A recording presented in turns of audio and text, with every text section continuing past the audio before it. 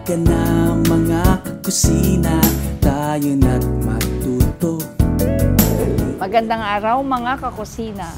Ngayong araw na ito, gagawa tayo ng dalawang klaseng tidtad. Ang tidtad po ay Kapampangan word. Ang gustong sabihin ay dinuguan. Mga ingredients natin sa ating original na tidtad Kapampangan. Meron tayong baboy na in-slice, yung kasim. Meron tayong laman loob. Pinakulo na natin ito para lumambot. Meron tayong dugo, bawang, sibuyas at yung sili. Meron tayong paminta at ang ating broth, pampalasa sa ating tidtad.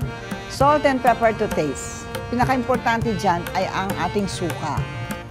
Maggigisa na tayo.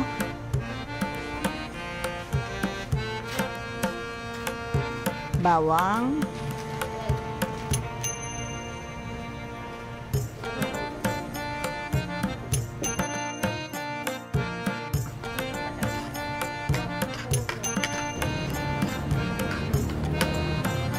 Ang iba po, ang karne nila, hindi nila linalagay, hindi po nila pinakukulo bago nila gigisa.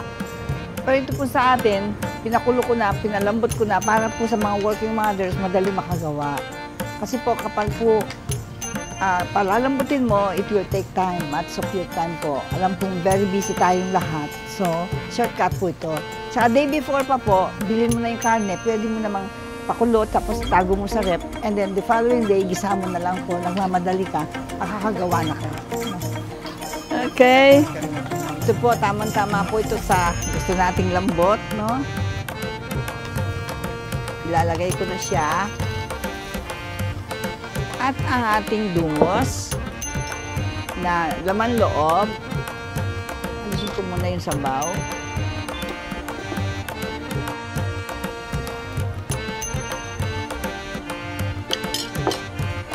Ito.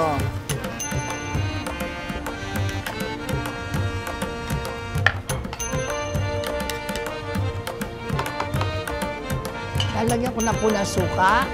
Kailangan po ang suka natin ay talagang maasim.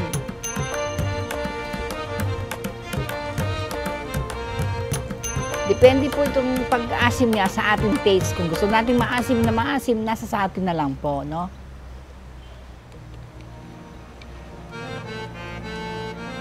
Pakuluin lang po siya. Pag kumukulo na siya, tsaka tayo maglagay ng asin at paminta. Maaari po natin muna siyang takpan. At pag kumukulo na, maglalagay naman po tayo ng asin at saka ng paminta.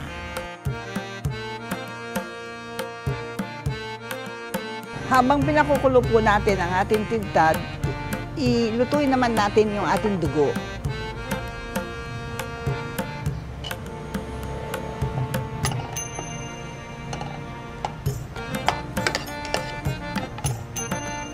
Maglagay po tayo ng tubig.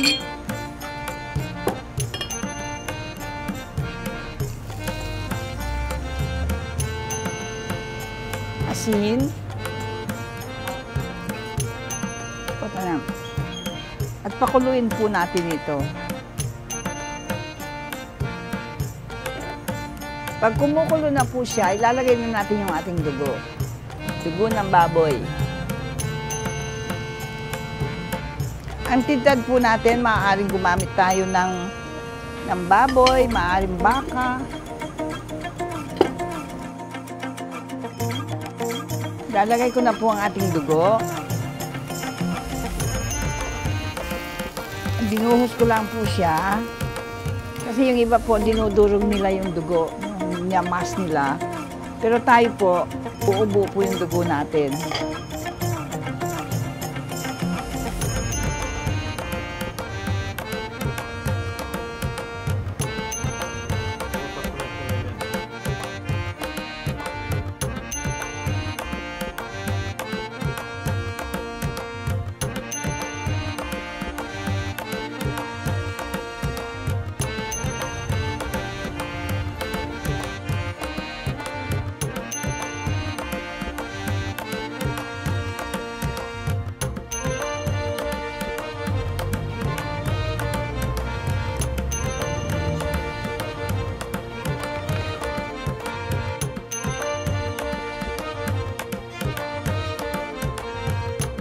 Ngayon po, ilalagay na natin ang half-cook na dugo dito po sa ating mixture.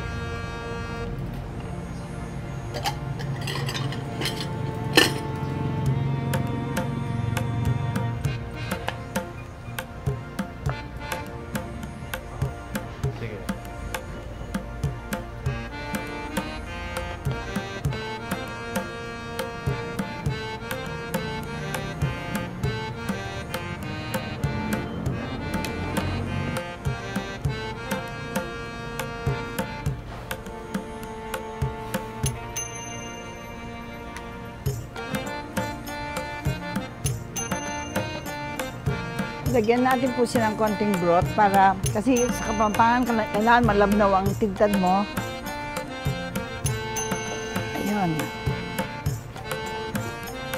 Dito po, maglalagay ko po itong ating remaining na sibuyas para po malutong-lutong pag kinain natin. At maglalagay na po tayo ng siling pahaba.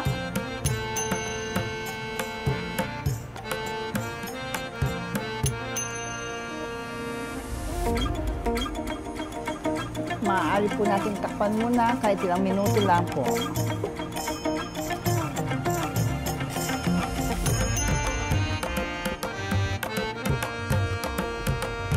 Tignan po natin ang ating tigtad. Wow, sarap. Ito po, after 5 minutes lang po kasi pinalambot na natin yung ating karne. Sa tigtad po, kailangan para mas masarap, malambot na malambot po yung ating karne.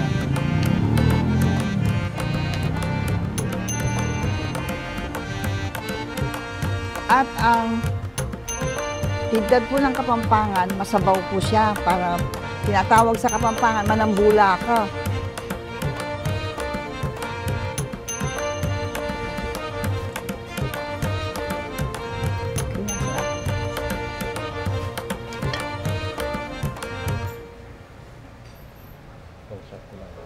Mga kakusina, ito luto ng ating tigtad Kapampangan. Ito po ang original, antigo. Tikman natin.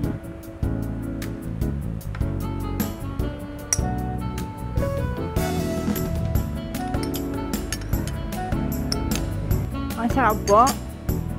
Tama-tama ang asim, ang alat. Talagang napakasarap po. Pag po kayong gagawa, titikman ninyo sa taste ninyo. Kung gusto nyo mas maalat, mas maasim, nasa sa inyo na po yan. Mga kakusina, gagawa naman tayo ngayon ng isang klaseng tigtad na walang dugo. Abangan ninyo. Mga kakusina, tayo na magluto. Kusina ko, kusina mo, from my kitchen to yours. Kusina ko, kusina mo, from my kitchen to yours. Kusina ko, kusina mo, from my kitchen to yours. Kusina ko, kusina mo, from my kitchen to yours. Mga kakusina, don't forget to like, subscribe, share, and click the notification bell for more recipes. Thank you! Maraming salamat!